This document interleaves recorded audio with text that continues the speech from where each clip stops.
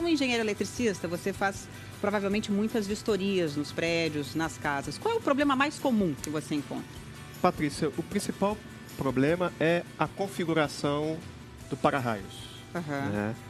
As pessoas, as empresas, às vezes por ignorância, por não saber o que fazer, acabam colocando um sistema extremamente simples, propondo um custo menor, mas não vai levar a proteção devida. A gente tem imagens aí para mostrar melhor o que você está falando, Barbosa, para ilustrar e o pessoal de casa ter uma explicação melhor, né? Vamos ver, a gente tem aí a arte do para-raio errado. Olha aí, agora sim a gente está vendo. Isso, então, olha, é um captor com apenas um elemento para conduzir o raio até o solo. E isso não é satisfatório, principalmente no caso de um prédio, né, de uma edificação. Seria um elemento só, então ali, um elemento como a gente só, viu, que está errado. Tá errado. A configuração certa seria qual? Eu vi que a gente trouxe uma maquete para cá, para mostrar para o pessoal de casa, para que a gente possa visualizar melhor. Qual seria a configuração certa, Barbosa? Vem para cá, vamos para o prédio, nós temos aqui a maquete do prédio, né?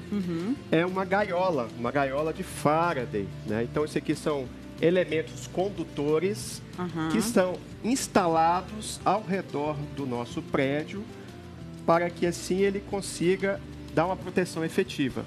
Eu tenho aqui elementos captores sobre a cobertura e vários outros elementos captores encarregados de levar o raio até o solo, onde o sistema de aterramento que está contornando a edificação aqui em contato com o solo vai propiciar que esse raio seja dispersado no aterramento. Então, quer dizer, o que a gente viu ali naquela ilustração era só um, como se tivesse só um aqui. Exatamente, exatamente. Não eficiente para a proteção de um prédio. E é uma gaiola, na verdade, literalmente uma gaiola. É uma gaiola.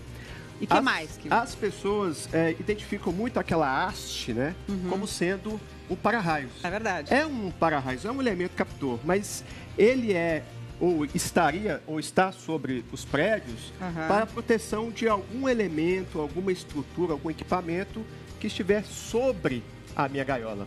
Então, nesse caso, se eu tiver uma antena, um ar-condicionado, uma caixa d'água sobre a minha cobertura, acima da minha gaiola, nesse caso, eu introduzo ali um elemento captor próximo, com altura satisfatória, para proteger aquele equipamento. Então, quer dizer, isso aqui é só para o equipamento? Só para o equipamento. É uma falsa ilusão que a gente tem quando vê um para-raio em cima. Esse é o responsável pela proteção do edifício. 100% do edifício. Longe disso, então. É só para o equipamento ali. Exatamente, a configuração é diferente. Bom, aí temos a gaiola e depois, o que mais? Essa gaiola, ela é composta por condutores, né? Nós podemos ter cabos, né, de cobre, alumínio ou aço, aqui no caso um cabo de cobre. Podemos ter barras, né, aqui no caso de alumínio, mas pode ser de cobre ou de aço, né, que vão compor esses elementos que nós estamos vendo aqui na maquete, tá? Agora, essa solução, ela não protege os equipamentos eletroeletrônicos, as TVs, né, a central telefônica, os telefones, né? Essa solução, ela existe para a proteção da edificação e das pessoas. Que estão dentro dela. Que estão dentro dela. Para a proteção dos equipamentos eletroeletrônicos, nós temos dispositivos para a proteção desses equipamentos, que são instalados nos quadros, né, de energia elétrica, nos quadros de distribuição, né, próximo aos equipamentos também. A gente pode instalar um dispositivo. Isso tudo, então, faz parte dessa estrutura ali. Dessa estrutura para proteção dos equipamentos. A gente tem um ilustre aí, né, para mostrar para o pessoal de casa, a configuração certa, quando o Barbosa estava falando da gaiola, porque tem a gaiola, quer dizer, aqui o raio chega aqui, certo? Exatamente, é recebido aí por esses elementos captores. Tá lá, ó. Ótimo. Olha. Tá vendo? Olha os vários caminhos que o raio percorreu.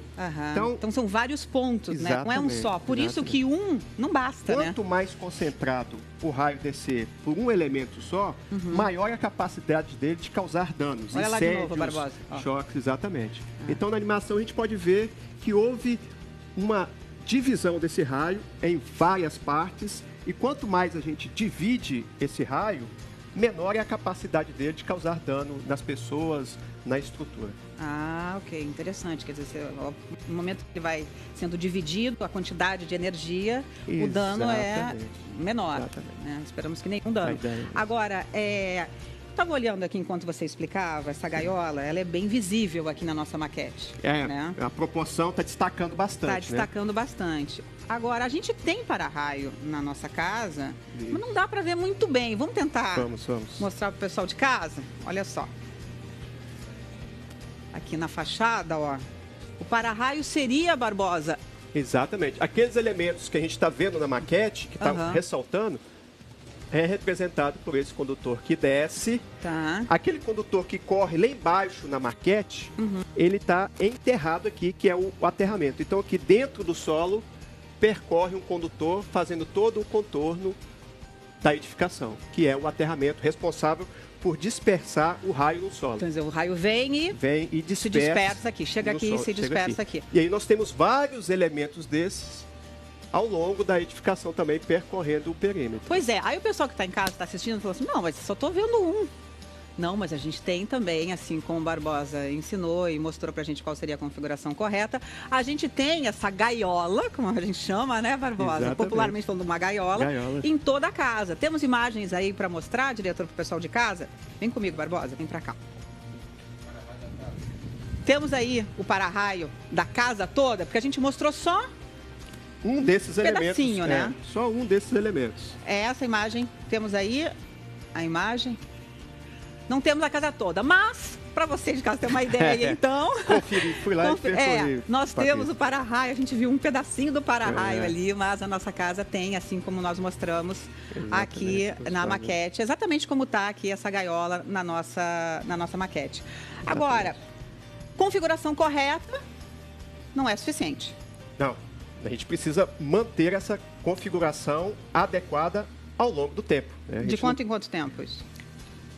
Em regiões litorâneas, onde os elementos sofrem com as intempéries, com o ambiente onde eles estão, né, principalmente a questão da corrosão, da oxidação, essa vistoria, esse acompanhamento tem que ser feito no máximo a cada ano.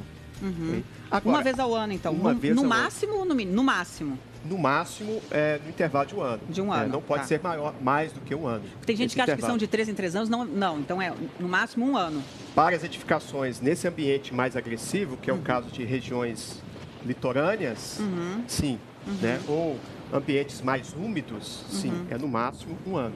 Agora, as demais edificações podem ser no máximo a cada 3 anos. Tá. Agora, se eu tiver um problema, por exemplo, moro num prédio que foi atingido por um raio, aí tem que chamar a manutenção, a vistoria imediatamente, né? Exatamente. Aí não vale só esse 1 ano, 3 anos. Exatamente. Certo? Há alguns sinais, né, que podem indicar para a gente a necessidade de intervenção imediata, de manutenção imediata. Tá, e se eu não fizer essa manutenção da forma correta, que tipo de problema eu posso ter? A gente tem também aí alguns exemplos para mostrar para o pessoal de casa. Vamos começar pelo primeiro aí. Olha, aí nós temos um caso de oxidação severa, né?